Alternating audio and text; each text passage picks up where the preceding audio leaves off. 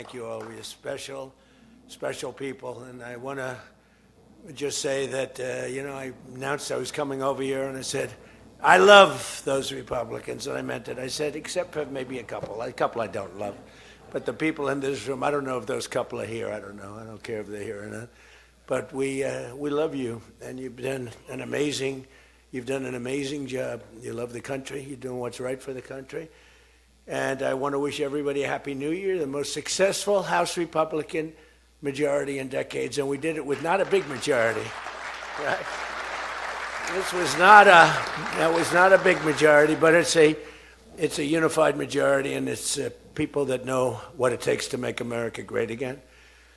So together we had 12 months of unprecedented success in 2025, and now we're going to make history and break records with the epic midterm victory that we're going to pull off. It just doesn't seem to happen for people that win the presidency.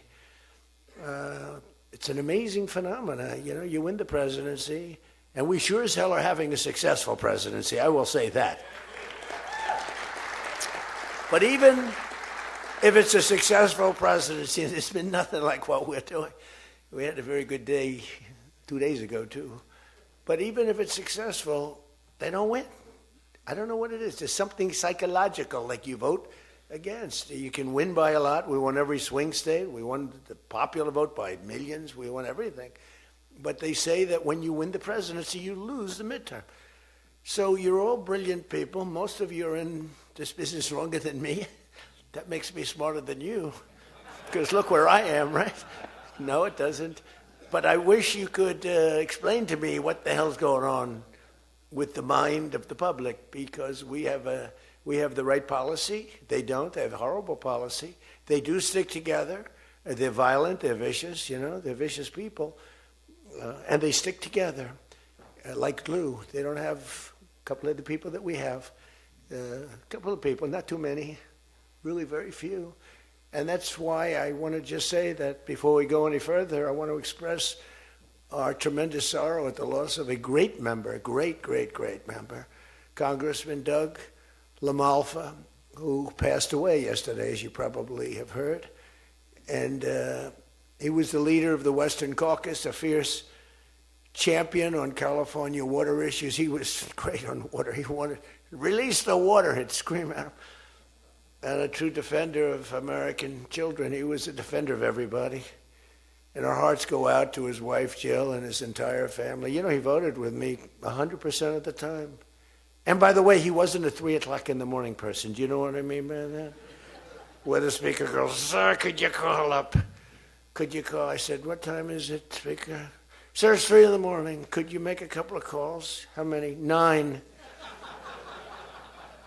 So I'd start calling 3 in the morning. I said, I shouldn't use any names. I'm just going to create problems. But hi, Jim, and I'm not talking about Jim Jordan. I never had a call 3 in the morning for him. But I said, hi, Jim, how you doing? I just called to say hello, 3 in the morning. Okay, sir. Sir, you haven't spoken to me in 3 years, and it's now 3 in the morning, so I know what you want. You want my vote? And usually almost always they'd give it. But they wanted to be called. And with Doug, I never had a call. He was with us right from the beginning. I love those guys. I must say I probably love them the best, the guys that I don't have to call. They know we're doing the right thing. I have a couple that are going to be with us all the way, but they just want the call. They want love. They need love. They're more insecure than most of you. It's true. No, most of you are secure people. You're all laughing. No, most of you are secure people. I had a couple say, look, I could have Trump call me all the time. I just have to break his ass a little bit. And he'll be calling. But I appreciate those. We actually had a little party. We opened up a beautiful section of the White House in the Rose Garden, and we had a party for all of those people that I never speak to and vote for me. And I spoke to Doug, but I didn't speak to him never had a problem. And I was really saddened by his passing and was thinking about not even doing the speech in his honor. But then I decided that I have to do it in his honor. I'll do it in his honor because he would have wanted it that way. He would have wanted it that way. He would have said, do that speech. Are you kidding me? Do the speech, big guy. But he was a fantastic person. Man, that was a quick one. I don't know quite yet what happened, but boy, it's a tough one. He was just with us. He was our friend, all of us, every one of us.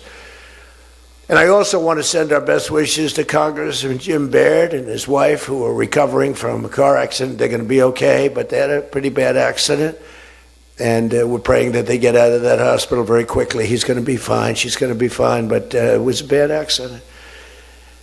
And I want to thank the man who has been central to so many of our triumphs. He really has been. He's the guy that would call me to make those calls all the time. He's always working.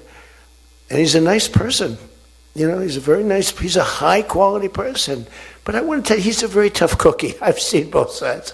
Not often do I have to see the other side, because he's just, by nature, he's a very fine, religious. I like that. He's a religious person. I like that. I like religious people. It usually means they're more honest. Sometimes it doesn't happen that way. I've had some real religious ones that did numbers on me, and I said, I'm going to get them someday. They got me by surprise, but it's usually good, okay, right? And his name is Mike Johnson, Speaker Mike Johnson.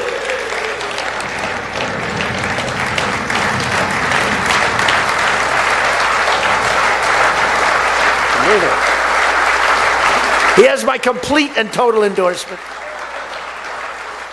Stand up, Speaker. So, you know, but it is true. A lot of times they'll say, I wish Mike were tougher. He's tough. He's tough as anybody in the room, actually. But can't be tough when you have a majority of 3. And now, sadly, a little bit less than that. I mean, a little bit less than that, maybe. But you can't be Trump. You can't, I want you. You know, you make 10 enemies, 20 enemies. That's the end of that, right? Everybody loves him. I would say there's one person he's given up on. I mean, I think he just gave up on this guy. He's so bad. He never votes for us. But no matter how good, he won't vote for us. There's a sickness there. You know, there's something wrong. You can have the greatest bill, the greatest for the country. Forget about for Republicans. Great, great, great for the country. I'm a no vote. We don't even bother calling him at 3 in the morning, do we? Huh? But I want to thank another guy who's as tough as they come, because he went through something that none of us have gone through.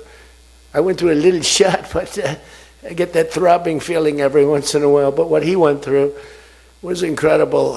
And that Steve Scalise, he got hit hard. Where's Steve? Steve.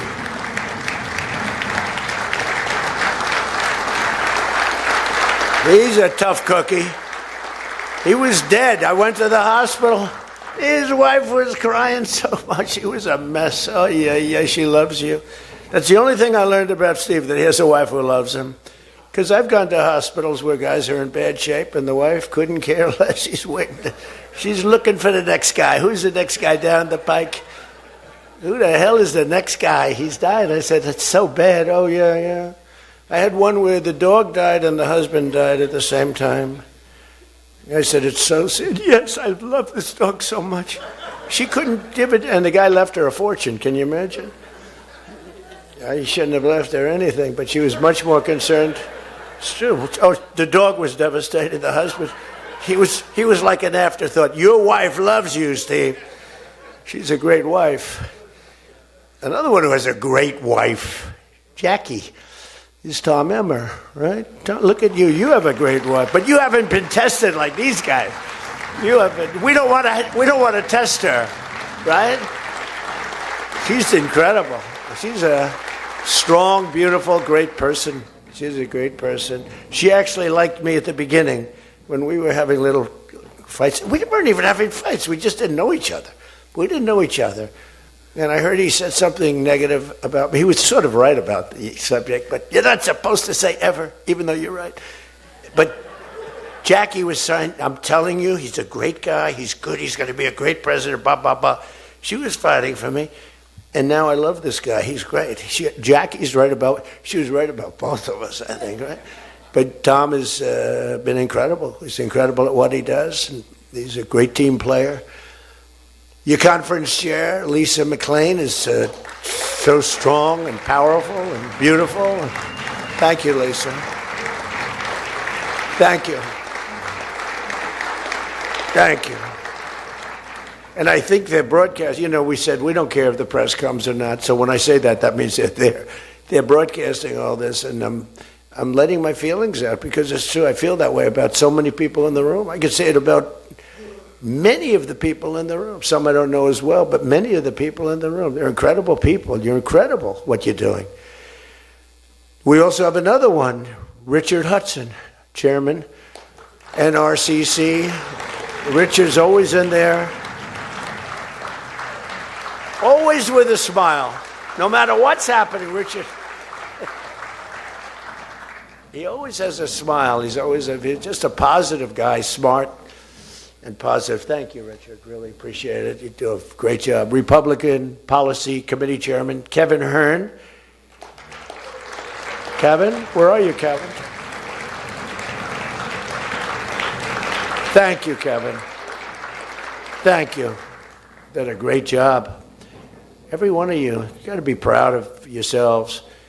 And basically the entire House Republican Conference. It's been really amazing what you've done. And we're going to give you some ammunition today. I said, I'd love to make a speech. The Speaker asked me, would you make a speech? I said, sure. You think Biden would do that? Would you make a speech? What? First of all, people wouldn't ask him to make a speech because it never worked out well, right? Could never find the exits. You finish, look, stare here, stare there, stare here. You could jump off the front if you had to. No matter what he did, he got himself into trouble. So basically they didn't ask him to, but if he did, it wouldn't be good. But it's good with me because, we have so much ammunition. We have ammunition. The problem is the fake news.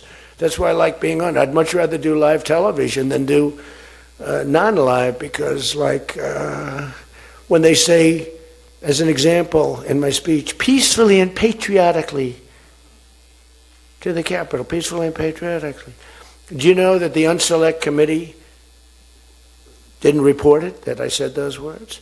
Do you know that the news never reported the words walk or march peacefully and patriotically to the Capitol? Do you know they never reported it? It's a scandal. The Unselect Committee never reported that. They never reported that Nancy Pelosi was offered 10,000 soldiers, National Guard soldiers, whatever you want. No, I don't want them. And the mayor. The mayors were in writing. She was more honorable about it. But Nancy got caught when her daughter did a documentary. She's a documentariess. And she has her mother saying, it's my fault. I should have taken the soldiers or something. I saw that in the documentary. I said, whoa, this was a major story. Has she spoken to her daughter since that, But they just, they are vicious people, even on the attack. And it was an amazing military feat that took place yesterday. Think of it. An amazing military. The people are saying, well, thank you.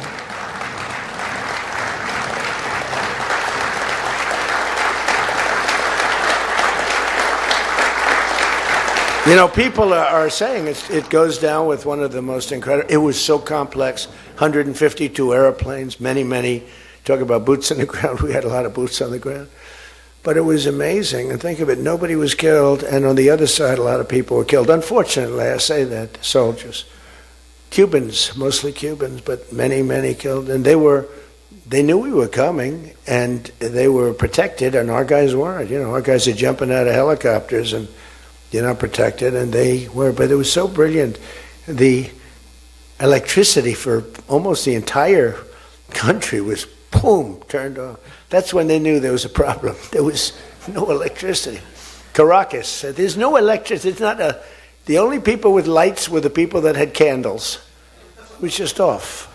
So we sort of got them a little by surprise. But it was brilliant tactically. It was an incredible thing. But I watched where Schumer, he's such a bad guy. I mean, I've known the guy for a long time. And he's such a bad guy. You know, at some point they should say, you know, you did a great job. Thank you. Congratulations. Wouldn't it be good? I would say that if they did a good job. Their philosophies are so different. But if they did a good job, I'd be happy for the country. They've been after this guy for years and years and years. And, you know, he's a violent guy. He gets up there and he tries to imitate my dance a little bit. But he's a violent guy. And he's killed millions of people. He's tortured. They have a torture chamber in the middle of Caracas that they're closing up. But he's tortured people. And now what they do, the radical left, they actually have people, and it's hard to get them. They're all paid people. Most of these people are paid. You know they're paid when they have brand new, beautiful printed signs by like the highest quality printer. And you have a woman, free Maduro. And the sign is before we even did the attack. You know, free Maduro. Why do you want him freed? I don't know, but he should be free. Oh, she reads the sign. What does that say? It says free. Well, that's what I believe. And you know, you see the sign. It's like, Lisa, we should all have quality signage like that. The one thing I want their sign maker. The guy is great. He does beautiful signage. You know, the old days was better when they used to write out their own sign, wasn't it? They'd make a sign in the basement. They'd have an old broken board holding up a sign, and it's made with a magic marker, sloppy as hell, and it meant something. But today, when you have that yellow and black, they should use different colors a little bit. But the yellow is a beautiful shade of yellow. No, I want to find out who that is. I want him to work for the Republican campaign. He's much better than our guy, whoever the guy is. But the United States proved once again that we have the most powerful, most lethal, most sophisticated, and most fearsome. It's a fearsome military on planet Earth, and it's not even close. You know, I've been saying it for a long time. Nobody can take us. Nobody. We don't want to have it. We don't have a discussion, but you read all and you see everything else. Nobody could have done that. Nobody has our weapons. Nobody has the quality of our weapons. The problem is we don't produce them fast enough. We're going to start producing them much faster. We're going to be very tough on the companies. We have the best weapons in the world, but it takes too long to get them, including allies. When allies want to buy them, they have to wait 4 years for a plane, 5 years for a helicopter. We're not letting that happen anymore. We're telling our defense contractors, you're going to start building faster. You know, guy makes... I have a big problem with it. I'm the king. I have sold more Boeings than any human being on earth. They gave me an award, Salesman of the Year. I said, what about Salesman of the in the history of Boeing? I've sold more Boeing planes than any man in history by far, probably over 1,000. Over 1,000 planes. I said, that's the good news. But why should they wait 3-4 years to get a plane? They should build them, get them immediately. The F-35s, it takes too long to get them. The Apache helicopter. I mean, I had India coming to me, sir, I've been waiting 5 years. We're changing it. We're changing it. India ordered 68 Apaches, and Prime Minister Modi came to see me. Sir, may I see you, please? Yes. I have a very good relationship with him. He's not that happy with me because, you know, they're paying a lot of tariffs now because they're not doing the oil, but they are. They've now reduced it very substantially, as you know, from Russia. We're getting rich because of tariffs, by the way. I hope everyone understands that. They hate to report. We're going to have over $650 billion poured into our country or coming in shortly because of tariffs. You know, they're finding all of these pockets of money a couple of weeks ago. Sir, we're off by $39 billion. Oh, is that good or bad? Meaning, do we have it or are we short of it? Sir, it's $39 billion that we can't account for. That means we have an extra 39. Yes, sir. I said, well, what are you saying? We just don't know where it came from. I said, check the tariff shelf. Sir, that tariff doesn't start until September. He said, no. It started about a month and a half ago. Check it. Comes back 25 minutes later. Sir, you were right. It came from tariffs. This never happened to us before, where we find plus 39 billion, not million, plus 39 billion. They were missing. We've taken in $650 billion or shortcoming, and that's because I'm being nice. If I want to be, and we have national security because of tariffs. And frankly, we have a big Supreme Court case. I hope they do what's good for our country. I hope they do the right thing. The president has to be able to wheel and deal with tariffs. Now, if you have the right president, it's good. You have the wrong president, if you have the wrong president, nothing's good. Tariffs are the least of your problems. We found that out for 4 years. We had the worst president, did the worst job. They had the worst policy. We have to even run against these people. Now, I won't say cancel the election. They should cancel the election because the fake news will say, he wants the elections canceled. He's a dictator. They always call me a dictator. Nobody's worse than Obama and the people that surrounded Biden. Not Biden. I don't think it was Biden. He didn't know what the hell was going on, okay? The election was rigged. He had no idea what happened. He still doesn't. The auto pen. And by the way, you ought to make a big deal out of the auto pen. The auto pen was your president because most of the things were signed by auto pen. And you're not allowed to do that. I signed very little. Now I just sign everything because it's just so crazy. But like I had the other day, we elevated a general to 4 stars. I think you should sign that. That's a big deal. A general did a great job, was elevated to 4 stars. And I had the gentleman, and I signed it in front of him, held it up. You got to sign that. You can't give it to an auto pen. And you can always tell an auto pen. One thing, it has 2 little tiny dots. You know that? 2 little dots. You know what that's from? 2 pins. They go bing, bing. They're wonderful things. But you got to sign it. And the law is you have to sign it. If somebody's, telling the auto pen person, he has to be authorized by the President of the United States. Well, he wasn't. The guy barely knew the President. How many times did you speak to the President, right? He said 2. And they just spoke about the weather. It was like this. But he was never authorized to sign. And I think 95% of the things were signed by auto pen. You can tell because the auto pen is a nice plain signature and his signature is a mess. The only thing he signed was, which is nice, was Hunter's pardon. That's the only thing that we can find that he signed. Most of it he didn't sign. So somebody's sending papers to sign, and he wasn't the president. First of all, the election was rigged. You ought to have voter ID. You ought to insist on it. You ought to insist on it. Can you imagine? In California, they not only don't have voter ID, but if an official at the voting booths, which they don't have, by the way, because it's all mail, if an official, a voting official, even asks somebody for voter ID, sir, would like to see your identification. Do you come from our country? They put him in jail for tampering with the election. Okay? We got to straighten this out before it gets too crazy. California is more corrupt than any place. California is more corrupt than Minnesota. And I won Minnesota. Well, Tom's going, I think so. Well, it's close. It can't be proportionately, probably nothing's more corrupt, right? We got to win something. Yeah, right. He says you got to win. I'll tell you what, I did great there 3 times. I was surprised 3 times that those elections are corrupt. They got you 1 time, too. But I heard a long time ago, but they got you. But they got to straighten those out. But we have to have voter ID. And when you confront a Democrat about voter ID, like in a debate or something, I said it a couple of times with Biden, and they're very embarrassed when they say, we want voter ID, voter identification.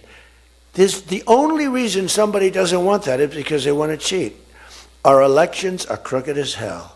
And you can not only win elections over that, and not only win future elections, but you'll win every debate because the public is really angry about it. And you ought to pass the SAFE Act, or whatever you're going to call it. Are we going to SAVE Act or the Save America Act? I think we're going to change the name a little bit. You're going to put that up for a vote? I think everybody in this room certainly should do it. And it's a bad vote for them because they're voting against things like voter ID and other things that are almost equal to voter ID.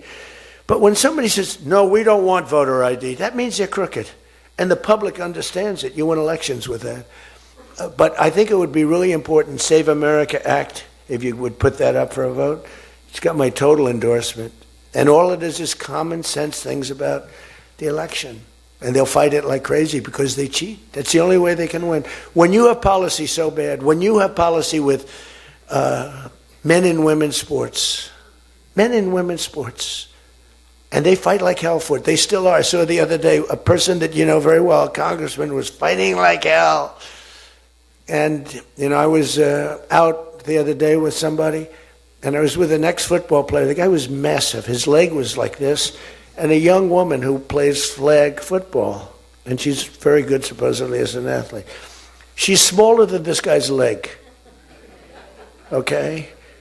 And if they were playing football together, he wouldn't even have to run. He could just keep walking. They couldn't take him down. You know, the guy, he can't even believe it. But there are so many. They had a race, a long-distance race. They had champion men, women, you know, one of those marathon deals. The man finished 5 hours and 14 minutes and 36 seconds sooner. He beat the champion woman by 5 hours. It's so demeaning to women. It's so ridiculous, right? It's so ridiculous. The weightlifting, take a look at the weightlifting records. One record stood for 18 years, and it was broken by 112 pounds.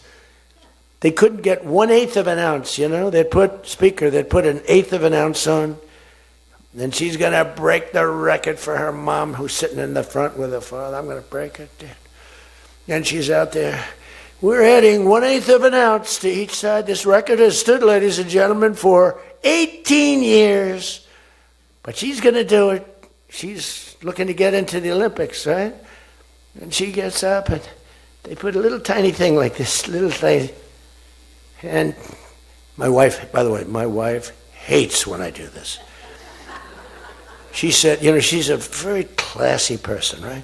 She said, it's so unpresidential. I said, but I did become president. You know, she hates when I dance. I said, everybody wants me to dance. Darling, it's not presidential. She actually said, could you imagine FDR dancing? She said that to me. And I said, there's a long history that perhaps she doesn't know. Because he was an elegant fellow. Even as a Democrat, right? He was the attack by Japan, you know, he was quite elegant. But he wouldn't be doing this. But nor would too many others. But she says, darling, please, the weightlifting is terrible. And I have to say this, the dancing they really like. She said, they don't like it, they're just being nice to you. I said, that's not right. The place goes crazy. They're screaming, dance, please. But the weightlifting, but no, the girl gets up. And you see, I want to be more, but I have somebody watching. I want to be more effusive. I want to really, yeah. But she gets it, and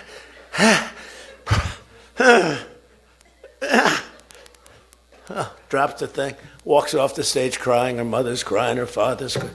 Guy gets up. They said, have you lifted before? A little bit. And he walks up, he could have gone ding, ding, ding, ding. I think it was 112 pounds, right? It's crazy. Or the beautiful boxer, they have boxing now, and that they have a young gentleman who transitioned. He was a very good boxer, but he wanted to be a woman, which is, you know, to each his own. Because I want to be very liberal when it comes to these subjects. I'm trying to get that vote. It's not an easy vote to get. It's very tough for me to get it. But he transitioned, and he transitioned, and the girl was a champion boxer from Italy, remember? She got up, first round, he hit her, boom, with a left. A left, for those, everybody here knows about, but a left, Lisa knows better than anybody, but a left is defense. He goes, boom. She's like, oh my, she walked to the corner, remember? She didn't go down, but she did everything else. But she said, I've never been hit like that before. I don't want to go out again. You can do it. You can do it. Bang. She walked off. She said, he happened to win the gold medal, that young woman. He won the gold medal. There were two transition people. They both won gold medals. The whole thing is ridiculous. You have policy on your side. They don't have policy on your side. Right? You have policy. And I saw this guy fighting like hell. The swimming records, it's ridiculous when you look at the swimming, any records. It's crazy. And it's so demeaning to women. Women are the, and for a long time, they refused to talk about it. They were embarrassed to talk about it. Now they do talk about it. They talk about it openly. But they have the worst policy on everything, open borders. We want open borders. They still want an open border. We did the greatest job ever on borders. And I think they forgot it. My guy said to me today, I have a great guy, Ross. He's the greatest speechwriter. He said, sir, let's not mention the border. Nobody cares about the border anymore. Can you believe it? This was the biggest, this was the biggest thing there was. It says to me, nobody cares about the border because it has a shelf life. I fixed the border. I fixed it in my first term, but now I really had to fix it. It was much worse, when I came into office. Millions and millions of people were pouring into our country. And I fixed it, and my guy, who's incredible, says, people don't want to hear it, sir. You've done that. The problem is people forget that I did it. They totally forget. They were talking about the other day, we don't like Donald Trump on this, we don't like Donald Trump on that. And somebody just out of the blue said, well, he did an unbelievable job. Who cares about that? They're saying, that's been done. What do we do about that, Mike? Everything you do, it's almost like, what have you done lately is the way you have to run your life. In other words, I could have the most unbelievable 4 years, and I guess I'm not allowed to run. I'm not sure. Is there a little something out there that I'm not allowed to run? But let's assume I was allowed to run. I could have, there's going to be a constitutional movement. No, I could have the most unbelievable 4 years. Everything was great, but in the last week, I made a little slip up in something, and you lose the election. It's like, so we can't let them forget that we did such a great job on the border. By the way, Venezuela, everyone, they're marching in the streets. They love it, except in New York. I mean, where they find these people? These people, and they're not these people are a mess. I know it's not nice to say that. These people are a mess. Where do they find these people? They're the worst looking people I've ever seen. They got hats that are all frayed and they look like, they're all paid. They don't even know what they're talking. When the reporters don't interview them because they know that it's, the press is so anti. It's hard to believe the press could be so anti because it's all common sense. It's not, we're conservative, whatever. Doesn't matter. We're all common sense people. It's not even conservative, it's common sense. But the press has no credibility whatsoever. Think of it. I got 97% bad stories on one network, 93% on the other, and I won in a landslide. You know what that means? The press has no credibility. That's all it means. And we got to keep it that way. So I don't talk too much about the swimming, the weightlifting, the boxing. I don't talk about it. You know why? I want to start bringing it up about a week before the election because I don't want them to correct themselves. I don't want them to say, we've decided that we don't want to have men playing in women's sports. That would be a devastating blow for us. Because that's, they say it's an 80-20. No. It's about a 98-2 issue. We've decided that we will not have open borders where the entire world, from the Congo, prisons from the Congo, these are extraordinarily tough people.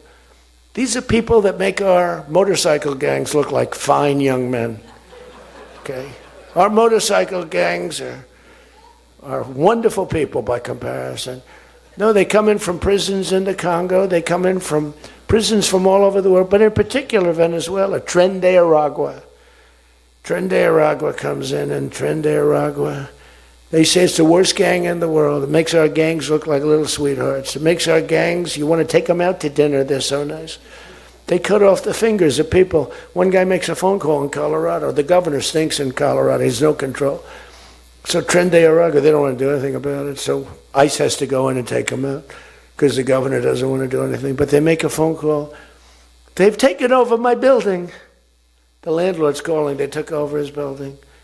So the governor doesn't want to do anything. But he calls the police, the guy. They come in. Did you call the police? This is 𝐼𝐸𝐻. We're talking to the man that owns the building. Did you call the police? Yeah. Boom, they cut off his fingers. If you call him again, the next time your hand comes off. Can you believe it? The guy's walking around, his fingers were cut off. And these are the animals that we're throwing the hell out of here. Washington, D.C. is now the safest city in the country.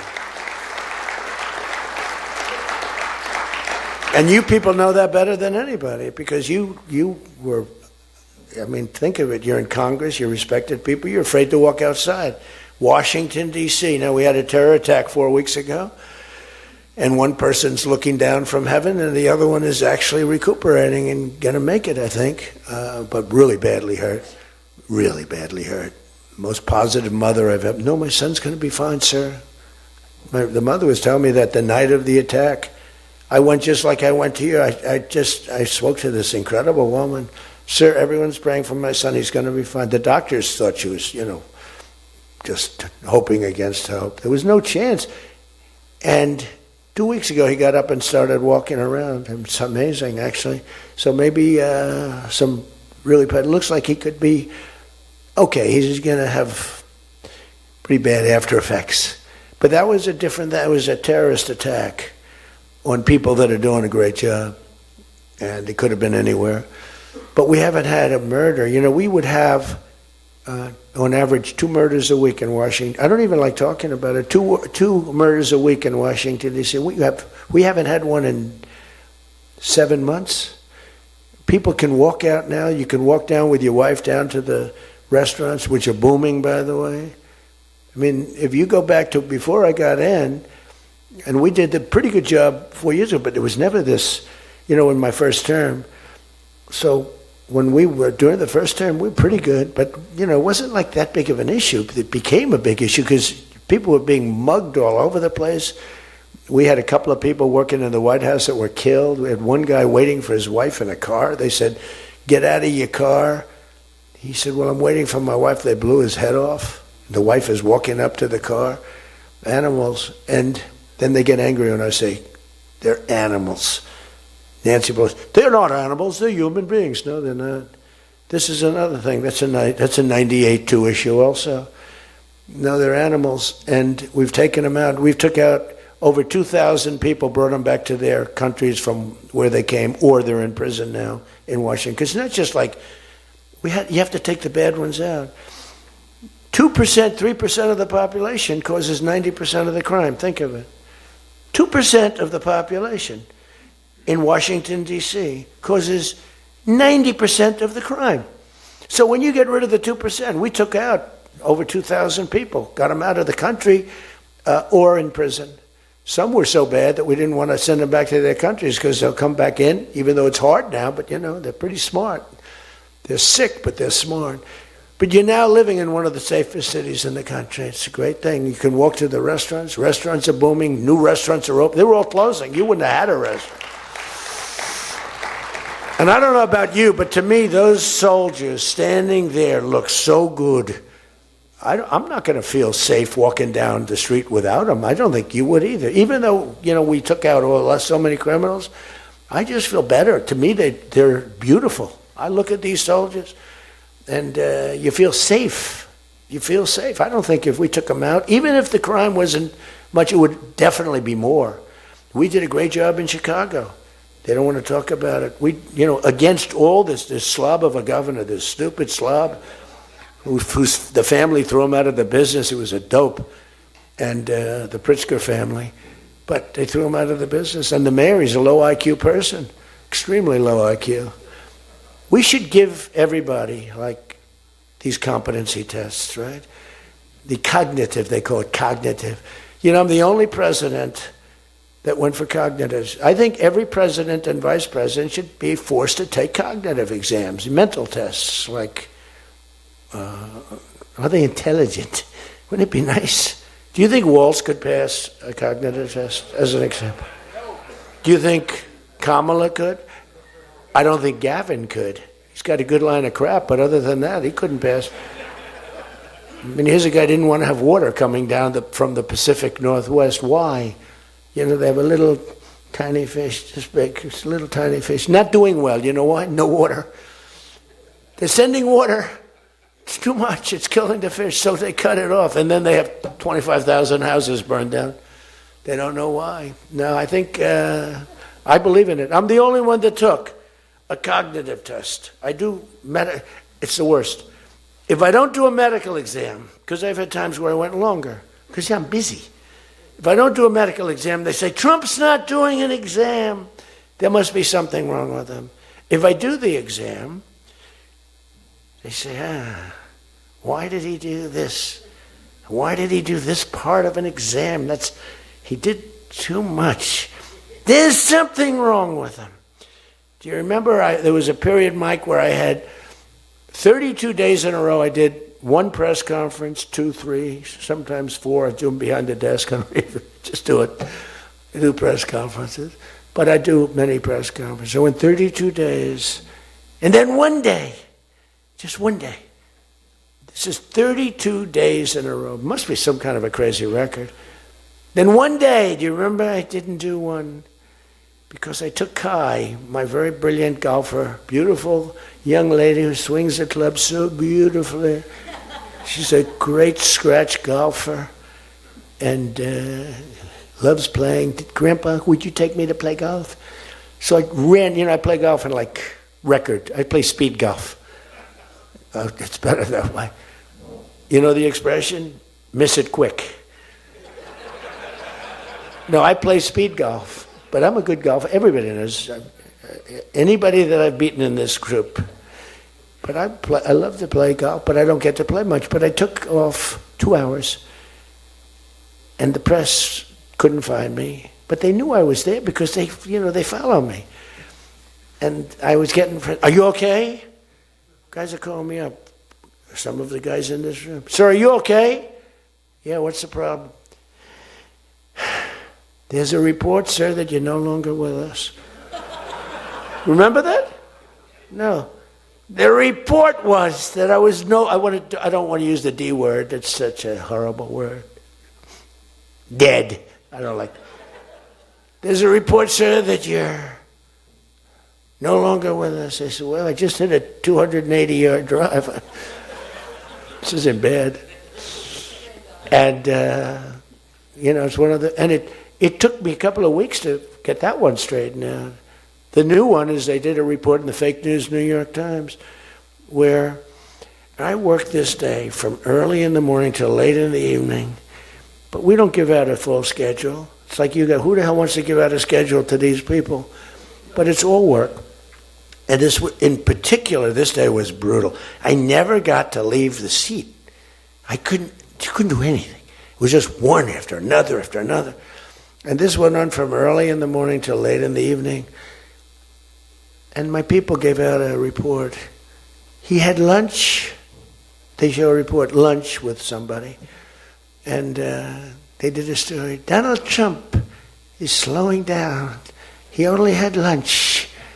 And then he went back up. And they said, oh, that's malfeasance, whoever did, right? No, it's terrible. I was actually more angry with my people than I was with the New York Times. But they wrote a story, and it takes you a period of time to recover from these hits. And it's almost no matter what you do, but you have to keep a positive eye. But we have a fake press. We did a thing that's so incredible on medicine that nobody has ever done it, reducing favored nations, most favored nations, we reduced the cost of medicine at levels that have never even been dreamt of before. We should win the elections on just that thing if we did nothing else and went home, go home. We did favored nations where we're bringing down the price of a pill. As an example, in London, the pill sells for $10. In New York, it sells for $130. That's 13 times as much. Most favored is, I want to pay what the lowest nation in the world is paying. Everybody knew about it, but nobody had the guts or the stamina to do it, or the respect from other nations, but I do. And then you also had to get the drug companies. The drug companies were not easy, but they were much easier compared to the other nations. So the other nations used to tell the drug companies, we're not going to pay more. You kept it for years the same price. Everything, we just kept going up, up, up. And finally I had the drug companies and I said, listen, fellas, you can't do this. Can't do it anymore. I'm not going to let it. We're going to do it. And you're not going to do it. And I did things to them that were brutal. But I really found out it was the nations that were so tough. So when France was told that the pill will go from $10 to $30, it's a big increase, right? But it's not really. And that ours would come down from $12 or $13 down to $30. So theirs would go from 10 to 20 or 30, and ours would go from $13 down to, meaning $130, down to 20 or 30. So it's a huge drop for us. Now, depending on the way you calculate it, it could be thousands of percent down. It could also be 90% and 80%. You know, there's two ways of calculating. I don't know if you know. They said Donald Trump exaggerated. Now, there are two ways of calculating it. But calculate it at 80, 90%. But the other way is more accurate, like 900%, because that's what it really is. But there are two ways, but use to be generous, 90%. There hasn't been a reduction in 28 years, except for the 1 year where I got it down 1/4%, and I had a news conference. I was so proud of myself. The drug prices, prescription drugs, are going to be down by thousands of points. Thousands. On that one item, you should win this election. The New York Times barely wrote about it. The other papers barely wrote about it. Nobody even knows that the drug prices. Now, people will say, you don't mind if I don't read this crazy teleprompter, do you? Because, you know, do you mind? Because I have, it's called standard. But these things are so important because you guys got to get elected. Because if you don't get elected, we have a country that's going to go to hell. So we can't play games. Ladies and gentlemen, the sun will rise tomorrow, and when it rises, we don't need this bullshit. We need to talk about favored nations. And your numbers are coming down at levels that nobody's ever seen. We inherited high prices. We inherited a mess. We inherited the greatest inflation in history. And you know what was knocking it down? The bad economy that we inherited. We inherited bad. We now have the hottest economy in the history of our country. We have $18 trillion being invested in the United States. You have, every one of you have car plants, AI plants, plants of all different types. Because of tariffs, I hope we get the good ruling from the Supreme Court. I only hope we do, because it's given us tremendous national security. So let me just finish up, because you know I weave. I love to weave. If you ever weave and don't come back to the point, then that's a problem. Then you say, but when you weave and you go here and boom, boom, boom, always coming back, then you're in good shape. But what's happening is, by doing what I did, we're getting numbers that are so low. But what did I do to the countries? I said, France, your health care for prescription drugs is going to go up triple. It's going from $10 a pill, just as an example. I called it the fat drug. You could say the fat drug, Ozempic. Ozempic is $80 in London, and it's $1,300 in New York. The fat drug. A friend of mine called me up. He said, what the hell is going on? A very rich guy, but I said, the fat drug doesn't work on you. Why are you even taking it? The drug has failed miserably, but he's a very loud, boisterous. He's not a bad guy, not a great guy. Smart as hell. But he's a very rich guy. This drug, he could have paid millions for it. It wouldn't have mattered. But he said, in London, I'm paying $80. In New York, I'm paying like many times more than that. What the hell is that's because of what's happened? Because the nations held us back. So the drug companies, I had made a deal with them. You're going to do it? They said, whatever the nations agreed to. The nations were a bigger problem than the drug companies. So I said, you tell me they'll never agree, sir. I said, 100% they will. 100%. They said, sir, the smartest guys, Eli Lilly, Merck, Pfizer, all genius. They're all making numbers you wouldn't believe. The defense contractors are making more. That's why I'm going to say, you're making $45 million a year and you can't produce a frickin' helicopter for 7 years? We're going to talk to them about that. But I said to the France, I called up, as an example, France, just as an example, I like him, he's a nice guy. Emmanuel, you know Emmanuel Macron. I love the French accent. Emmanuel. They said, listen, you're going to have to raise your prices a little bit because we're paying 14 times more than you. That's a lot, right? We're paying numbers. In other words, we're making up for all of this deficit. No, Donald, I will not be able to. Mr. President, please excuse me. Most of the people call me Mr. President, except for people that don't respect me, they call me Donald, which are probably a lot of them too. But they said, no. Putin calls me Mr. President. She calls me Mr. President. Emmanuel goes, no. We will not do that. Yes, you will, Emmanuel, 100%, because I was told they wouldn't do it. And this is, you can take Emmanuel and add up Hans, you can add up Ludwig, you can add every name in the book. It's all the same. The answer is no. We're not going to double our drug prices. Not for you or anybody else. I said, yes, you are, 100%. We are not going to do it. No, you don't understand. 100%. You're going to do it and you're going to like it. They go, I don't understand. I've told you 5 times, why do you keep saying you're going to do it? Because I'm always right about, Trump is right about everything, right? I said, the hat. Trump is right about it. I have been right about everything. Got to keep it going. Is there wood up here? Hold it. I always like to, just in case. Trump was right about everything. And I said, so you're going to do it, Emmanuel? No, I'm not. I said, okay, here's the story, Emmanuel. If on Monday you haven't agreed to every single thing that we want, I'm putting a 25% tariff on everything coming out of France, including your wines, your champagnes, and everything else. No, you cannot do that. I said, I can do that, and I will do that. Even for national security, I'll do that, but this is for medical security, and 100%. Now, let me explain. The tariff I'm imposing on you is 42 times more expensive than what I'm asking for you in return. So you can either have a 25% tariff added on to you, like I did with China on fentanyl. I put a 20% penalty tax on China, and it's drying up because the tax is far more than they make with fentanyl.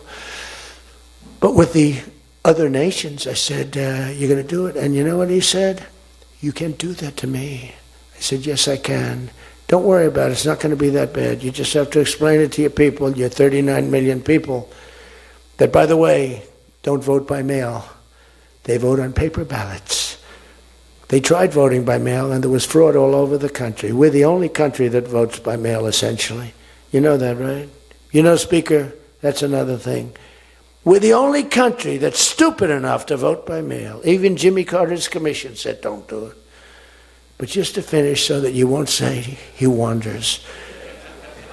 Emmanuel said to me, Donald, you have a deal. I would love to increase my prescription drug prices by 200% or whatever. I would love to do it. It'd be such an honor.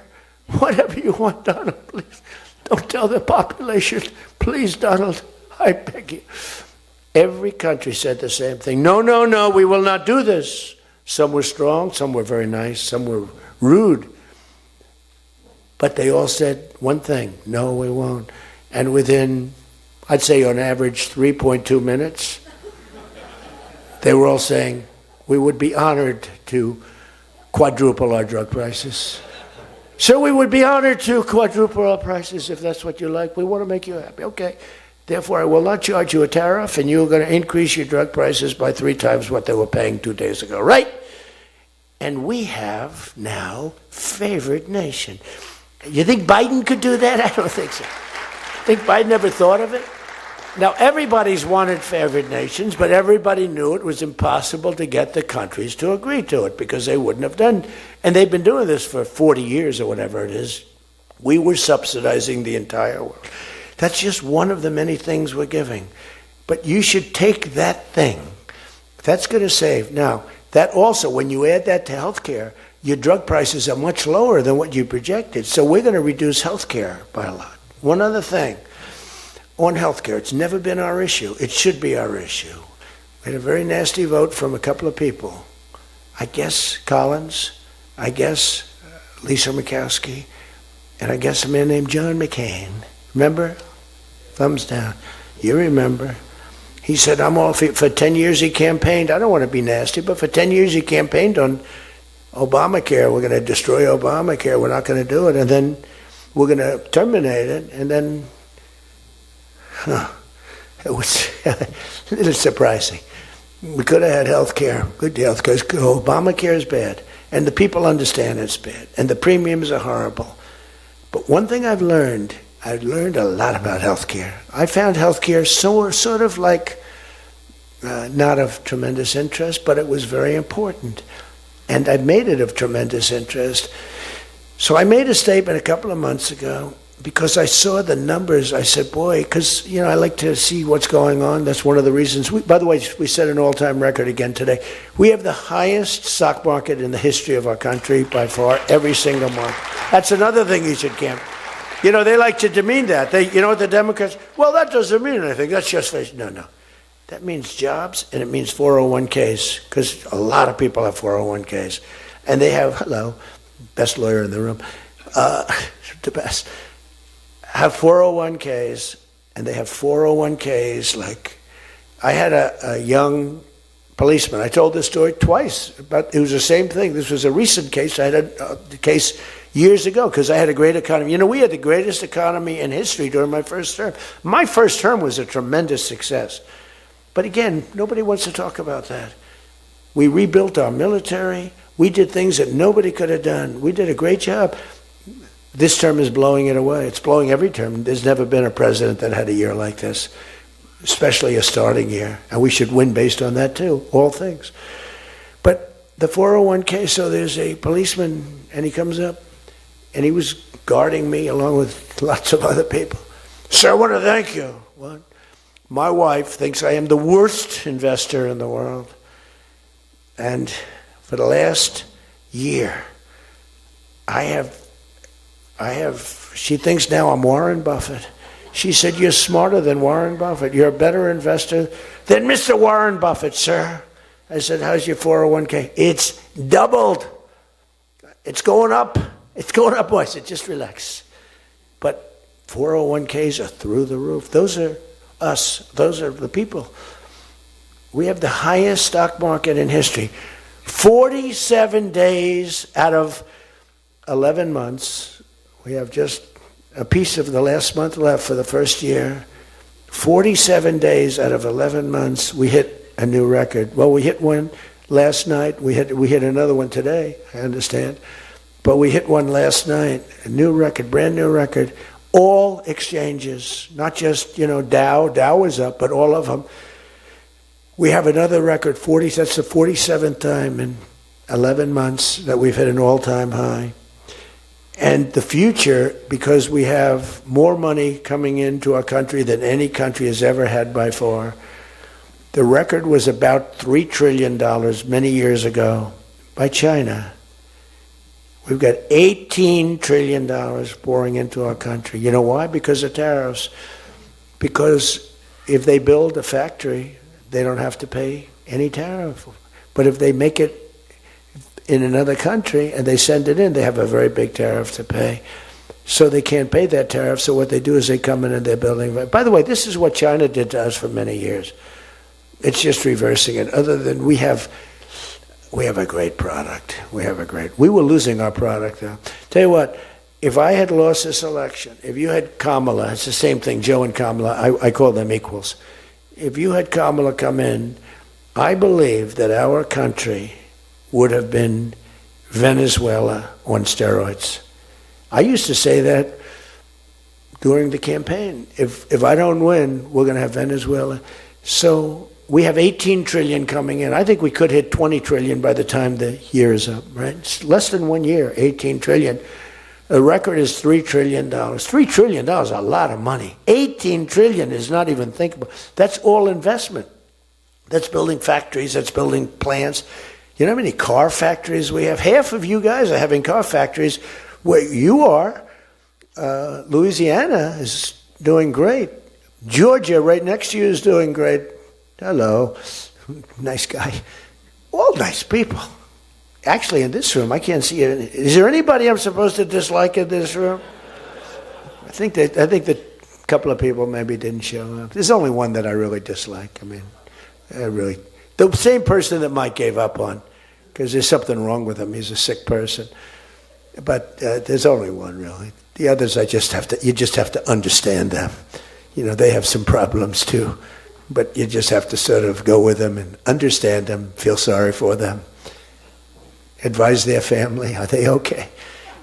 Because what we're doing is right. But $18 trillion, car plants being built. I was in Japan. Somebody admonished me, he shouldn't be traveling. I don't like to travel.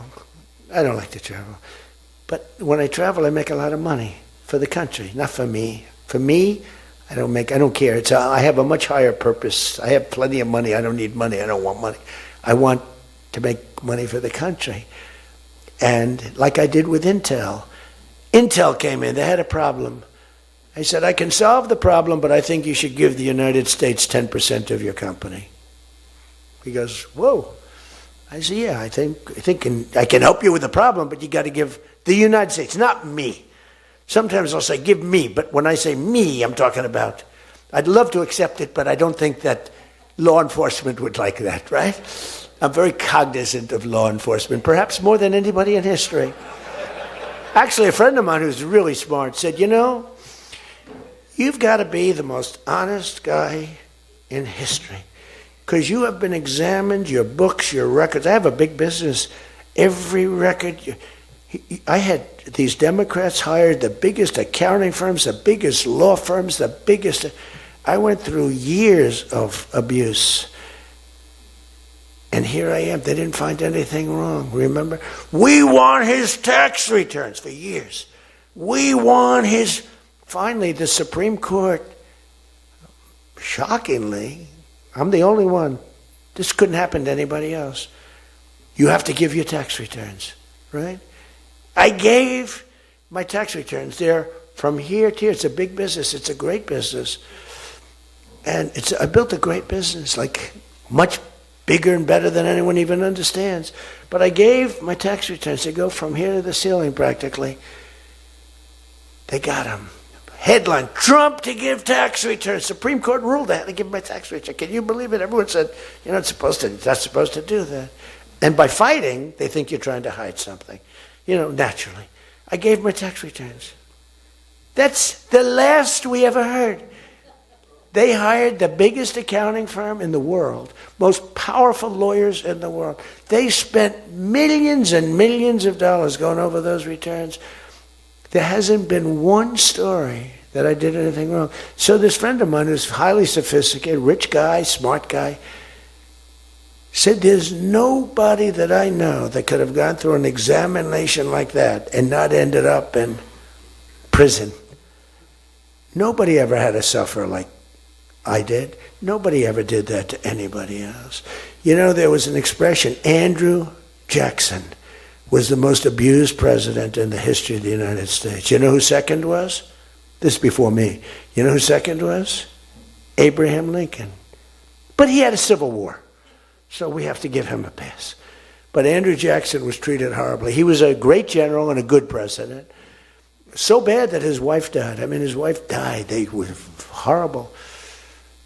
But I just saw a report came out the other day. I blow them away. He never got impeached twice. I got impeached twice on nothing. On a perfect phone call, remember? Perfect phone call. Tim Scott, who's a great guy, great, wonderful guy, South Carolina, straight guy, right? He is a good guy, good person. He's an honest person. He read a transcript. Thank goodness I had a transcript. Essentially, the call was taped, because they tape calls. I didn't even know. So was that call taped? Yes, sir. I said, oh, well, bring it down. I don't even know.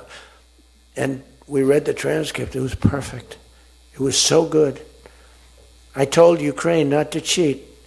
And if you see any cheating, report it to the Attorney General of the United States. That was my call. They said, he was trying to intimidate. All I said is, don't cheat. And we have a signed agreement that Ukraine can't cheat. You know that. It's the only country we have actually a signed. They violated the agreement many times, I would tell you. You'll find out. I was right about that too. But nobody's gotten cheated. But this guy said to me, for you to have escaped. But the one thing, and I'll just end it, because Jim Jordan back there, world champion wrestler, 128-1. Whatever happened to the one guy? The Russian. He lost to, how dare you lose to a Russian? Do you know the more impressive record for Jim? Because I'm a big sports person. I love sports. Jim went to high school. As in high school, he was considered like the top wrestler. But he was undefeated in high school. Now, what that means is that as a freshman, he was beating seniors. Is that true? Were you actually undefeated? Seriously, were you undefeated in high school? That means as a freshman, he had to beat seniors, Steve. Nobody could, because there's such a difference between a freshman and a senior. To me, that's more impressive than anything. But I'm also impressed with his fight. Now we have to close the deal, Jim. We got to close the deal. Close that deal. So, I respect. I saw Jim, and the first time I met Jim, I looked at him, and I said, tough-looking guy. But I noticed the ears, they were a little rough. They were a little bit of a rough. Some people would say a little cauliflower on that ear. They said, Jim, have you wrestled before? Yes, I did. Where? Was it Ohio State? Something like, he was an All-American at Ohio State. I said, yeah, I could sort of tell. I look at the ears and I can sort of tell. But have you had plastic surgery on your ears, Jim? No? Because they look better now than they did the first time. They've healed over the years. They've healed. Actually, now you're wrestling with probably much tougher people, the radical left lunatics, right? But anyway, so I just want to leave it by this. I want to say that you are great people. We have all of the policy. We have wonderful. Just stay together. We got a few people that make life very difficult. They don't have that. I used to say they don't have a Mitt Romney in their midst. I mean, Mitt Romney was very difficult. You know, he was almost like for them. He was on the Senate side. But we have a couple of people that are really bad. I mean, they're bad, but maybe they'll straighten out. Maybe somebody in the room can sit them down and straighten them out, because what we're doing is the right thing for the country. We're not Republican or Democrat. We're doing the right thing for the country. If you look at what we're trying to solve the health care problem. We're trying to get better health care at a lower price. I mean, that's a good thing, right? And the one thing I learned, and just in concluding, and I said it like a month and a half ago, and it was the number one thing in the country. Even the fake news covered it. They tried to put a negative spin on it, of course. I said, I read a story about insurance companies making a fortune. A fortune. Their stocks were up 1,700%. Who invested recently in a stock that's up 17%? And that's because the money that they're getting from Obamacare is massive. And the government generally. That means they're making a fortune. And as soon as that, because I have a natural, I don't want to say it again, but I have a natural business instinct. I do. I've always done things. I've done some things that people said you're crazy and I made a lot of money with. I've done a lot of things that were good. I have an instinct, right? Somebody said, he's got the best political instincts of any politician in 150 years. I said, no, I don't. I really don't believe I do. I think I have good instincts. I have common sense. But they said that it was a very complimentary statement, but I don't believe that's necessarily right. But I do have good policy. I have good common sense. And maybe they wield that into instincts. And I did become president, so can't be that bad. And I never did it before. Don't forget, I ran for president. I had a politician telling me very strongly, they said, "Sir, I've run for office 20 times and I've won 17. And I know what I'm talking about. This was at the very beginning of my first term. I said, well, I've only run once and I won, but I won for president. He said, you got me on that one. He's actually sitting in this room right now, that son of a gun. He knows who I'm talking about. He was giving me a hard time, but he's turned out to be a decent person. Not the best in the room, but a decent person. He's not my favorite in the room, but he's decent. But we have one thing that's really strong. Uh-oh, it's a fake news. Pulitzer Prize, right, Doug? Pulitzer Prize. He got one for the bullet. He had the bullet, but he got how many Pulitzer Prizes? 3 Pulitzer Prizes, and all talented guys. These are great guys. I don't like the people back there as well. These are the ones that take the pictures. Make me look thin for a change, Doug. You're making me look a little bit heavy. I'm not happy about it. But one thing I did see and find out in the last 2 months, when you tell the people that we want the money to be paid to the people so the people can buy their own health insurance and health care, it's like, and I just said it, and I said it because I read a story on the front page of a certain paper that I don't even mention because it's so stupid, paper, it's so bad, it's gone so far off the Wall Street Journal, I don't mention it. I refuse to tell you that it's the Wall Street Journal.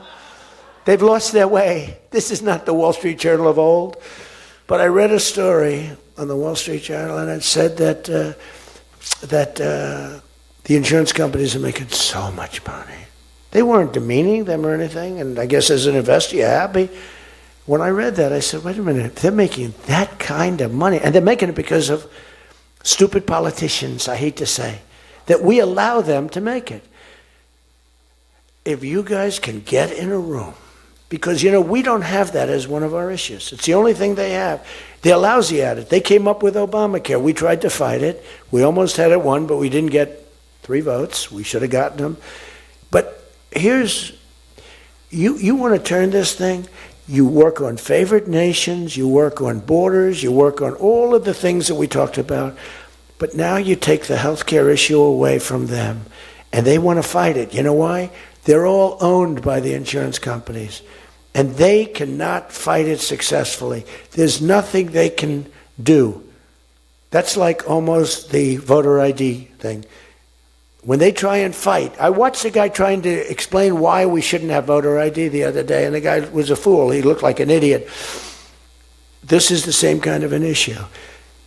Let the money go in the healthcare account or however you do it.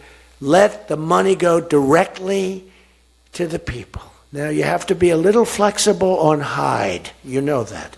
You got to be a little flexible. You got to work something. You got to use ingenuity. You got to work. We're all big fans of everything, but you got to be flexible. You have to have flexibility. I came out with a statement. Let the money go not to the big fat cats in the insurance companies that made 1,700% over the last short period of time. Let the money go directly to the people where they can buy their own health care. And I'm not sure that I've ever said anything that was more impactful. I say a lot of things and have a lot of good ideas, and this was an idea that, the whole world went crazy. The whole country went crazy. The world went crazy with envy.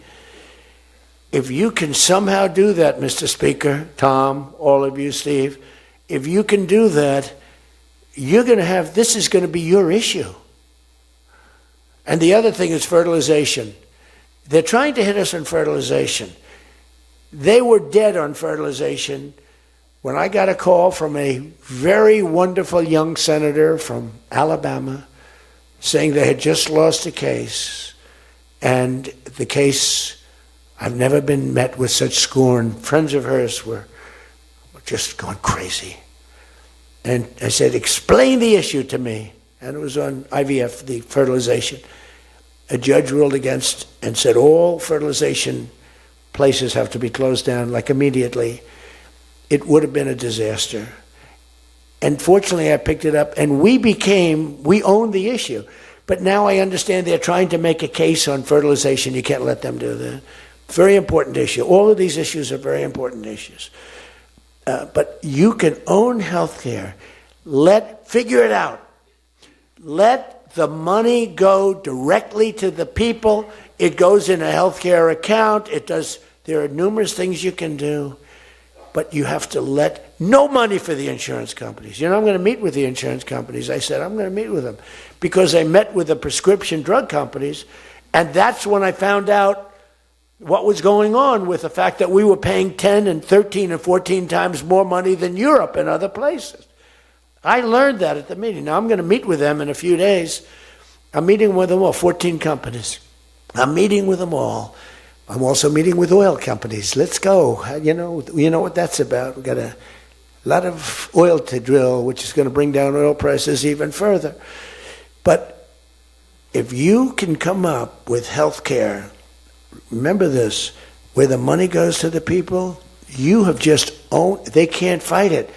They're owned by the insurance companies. You guys don't get money from the insurance companies. They do. They get a massive amount of money. It's their biggest donor. They're going to try and fight you, but they can't win the fight. If you explain it, the money goes directly to the people. That's going to be your issue. The other thing is energy. Your energy prices have come so far down since I'm president, and nobody wants to. I saw on television, energy prices are down 3%. No, they're not down 3%. They were $3.50 and $4. It's now $1.99 a gallon in many stations, and it's going down further. And that's like a massive tax cut. And that's the other thing, tax cuts. No tax on tips, no tax on Social Security, no tax on overtime. Now think of this, no tax on tips, no tax for seniors on Social Security, no tax on overtime. You're allowed to deduct if you buy a car and you take out a loan on the car.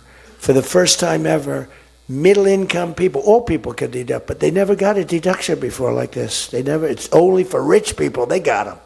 They have so many deductions. You're allowed to deduct the interest against your taxes. Nobody thought it was possible. It's going to be phenomenal for the car companies, but it's even more phenomenal for the people. It's like getting it's like paying half for the car. All of these things, you have so much ammunition. All you have to do is sell it. Taxes. But the one thing they know about the taxes, I call it the Great Big Beautiful Bill. I think it's even better. But the Great Big Beautiful Bill is just that. There are so many goodies in the bill, you have to get the word out. Because the people in the back of the room won't do it. That's why I love live television. Because they can't, sometimes they'll turn the camera off. But they're embarrassed when they do that. If we're going too strong and doing too well, if the lights go off, you're doing well. If the lights are on, you got yourself a problem, okay? I see that little red light. That light goes on. If that light, that's bad, isn't it? If that light goes off, you know that you're doing a good job because you're fighting the Democrats and you're fighting the fake news. And it's amazing that they can be so stupid. And they don't have credibility anymore, and you can beat them. I mean, it's the old thing that, never fight the news, but you have no choice because it's almost like they become radicalized. But you are fighting the news, but you can beat them. That's why I'm standing here. I mean, I had Kamala. I was beating Joe by 30 points, and then they changed him. That's like a fighter in the ring. He's losing, and they said, let's put somebody else in to take his place. Very unfair. They changed in the middle of the election. They said, he's going to lose, so let's give somebody else. And fortunately, she was just as bad as him. Probably slightly. I don't know. Would you say as bad or worse? Close. Pretty close. But it took 6 weeks. There was a honeymoon period. 6 weeks. It took 6 weeks to find out that she didn't have what it takes. But you got to win the midterms. Because if we don't win the midterms, it's just going to be, they'll find a reason to impeach me. I'll get impeached. We don't impeach them. You know why? Because they're meaner than we are. We should have impeached Joe Biden for 100 different things. They are mean and smart. But fortunately for you, they have horrible policy. They can be smart as can be. But when they want open borders, when they want, as I said, men and women sports, when they want transgender for everyone, bring your kids in, we're going to change the sex of your child. Just send them our way. In some cases, like in Minnesota, they don't even tell the parents. Is that right? And nobody believes it when I say it. I think we have 6 states. Nobody, am I correct? Okay, Tom Emmer said yes, so.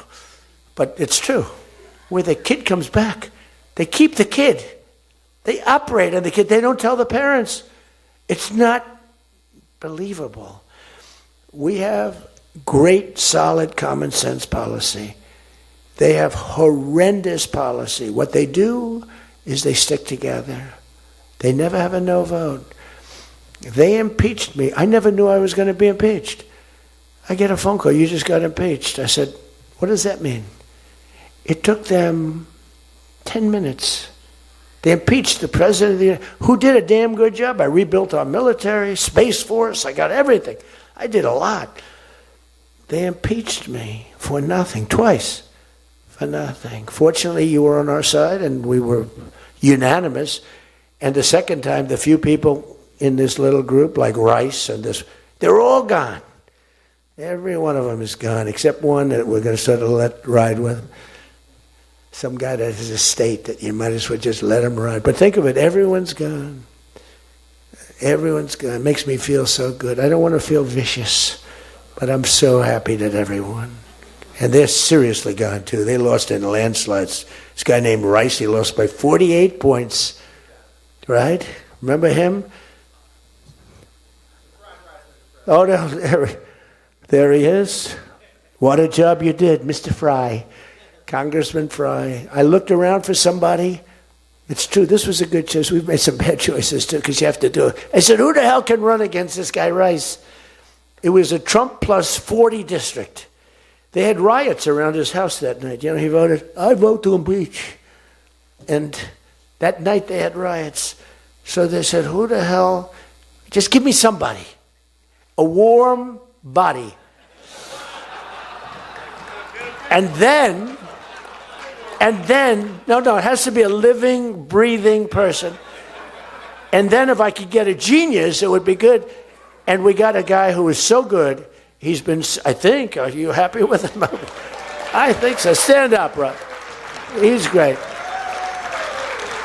I said, where does he come from? He's like a senator, state senator or something. I said, all right. I spoke to him one time. I said, you're accepted. But little did I realize how good he was. You did a great job. You've done a great job, and the people love him. So he has done a great job. I just want to say this. I haven't read one word on this thing. Who the hell else could do this? And I think I gave you something. It's just a roadmap, and it's a roadmap to victory. You have so many good nuggets. You have to use them. If you can sell them, we're going to win, because we've won 2 races in like 50 years. It's, for whatever reason, I don't know why, but just don't fight it. It doesn't make sense. There have been 2, and they were unusual circumstances. So whether it's a Republican or Democrat, whoever wins the presidency, the other party wins the midterm, and it doesn't make sense, because we've had the most successful year probably in the history. They say, and now you add what happened essentially yesterday, we've had the most successful first year of any president in history.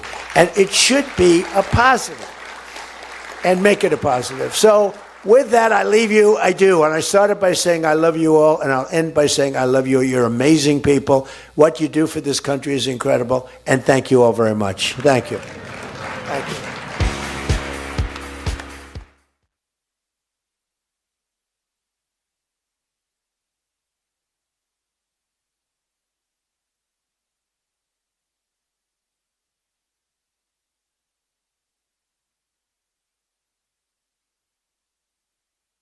No, we sure as hell are having a successful presidency, I will say that.